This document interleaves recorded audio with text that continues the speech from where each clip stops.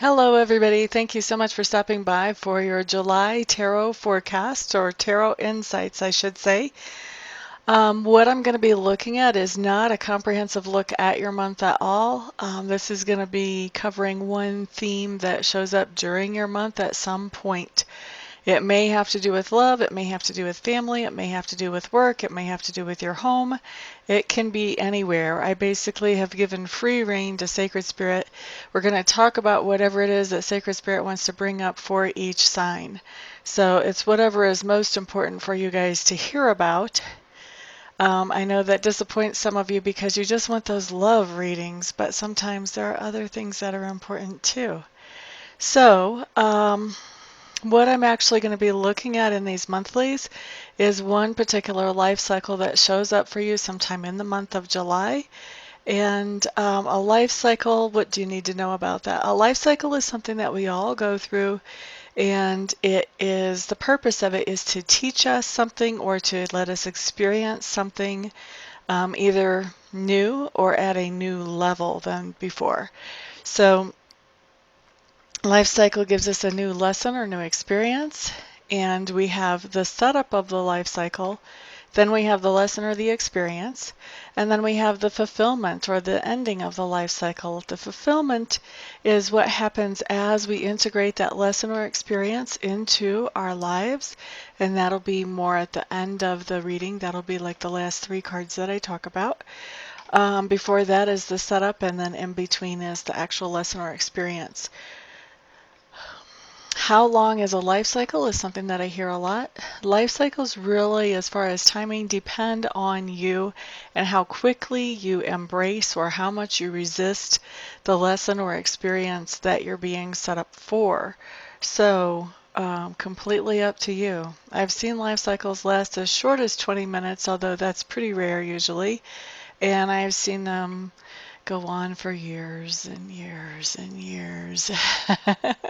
So like I said, it really depends on you and how willing you are to embrace the lesson or how much you're resisting that lesson or experience. Okay, so thank you once again, everybody, for stopping by, for hanging out. I do appreciate it.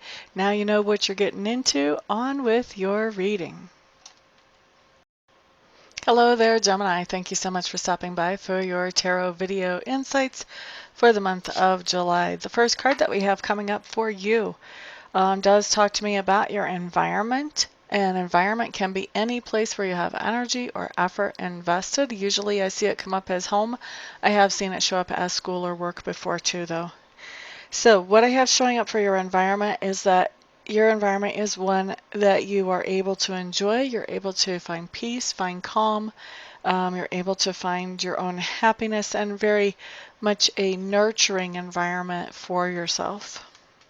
The next card that I have coming up talks to me about your subconscious leanings, and this card just tells me that your subconscious leanings, you're really thinking about work. And this comes in a couple of ways when it comes in this type of position. So, excuse me. Actually, there's three different ways that this could come in. So work, the first way that this could come in is literally thinking about work, that type of work, how you make your living, how you make your money. So your subconscious is working on work. This could be because you start a new job and now you're just dreaming about your job at night when you fall asleep. I've had that happen before, but this can be also about if you have a relationship that's having what you feel like are some issues, your subconscious may be working on how to work that out. And then the other thing is your subconscious can really be thinking about that inner work that you're doing on your own self and trying to figure out, okay, what's the best way to handle this thing that we want to change or to adjust. Now, the next thing that we have coming up talks to me about your learning style and also about your communication style. So for learning style, for this particular life cycle, I feel like you have information that is all around you, continuously all around you, and you get to choose what of that information you want to pick up and actually make a part of your information stash up here in your head. And I feel like there's so much information around you that you just can't pick it all up whenever it comes to this life cycle.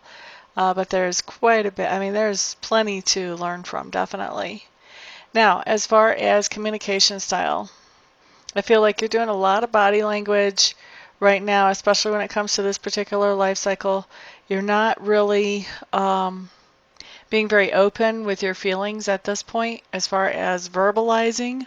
But I feel like for you Geminis, I feel like you're actually like kind of wearing your hearts on your sleeves a little bit. You know, you're sort of showing through body language, through how you carry yourself, through tone of voice, how you actually feel, even though you're not ready to verbalize how you feel yet.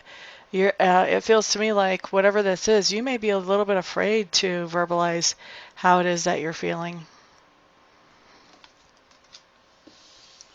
Moving on to the next card, what we have here talks to me about work, and work can be that way that you make a living. Work in this position can also be what we're doing to improve our inner selves. Okay, so in July, for this particular life cycle, if we're looking at work where it's how you make a living, I feel like you're not very prepared. You're not very focused. You're not coming in really on your game. You've got some distractions going on that feels like out of work, that has it so that whenever you come into work, you're already feeling tired and distracted, and it's really hard to focus on what you need to focus on to get the job done. Now, as far as inner work, I feel like you guys are a little bit laying down on the job, at least for this life cycle in July, Gemini. You're just kind of like, you know what, I'm just tired of doing inner work. I don't want to do inner work. I want a break. You're just not prepared to do any more inner work right now. Next thing that we're looking at is that part of you that's being grown or expanded as you go through this life cycle. What I'm seeing here is you really coming into a place of paying attention to what the universe has to say, to what Sacred Spirit has to say, tuning in to that bigger energy than us, and figuring out, okay, how does that information apply to my life? How do I reconcile information from Sacred Spirit to information about what's happening in my life? So that's where I see you being grown or expanded. The next thing that we have talks to me about those things that you stand for. You have somebody here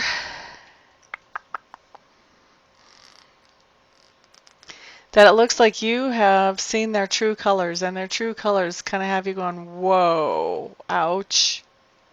And so after you're seeing their true colors, I think you're standing up for the fact of, hey, look what I saw. These are the true colors.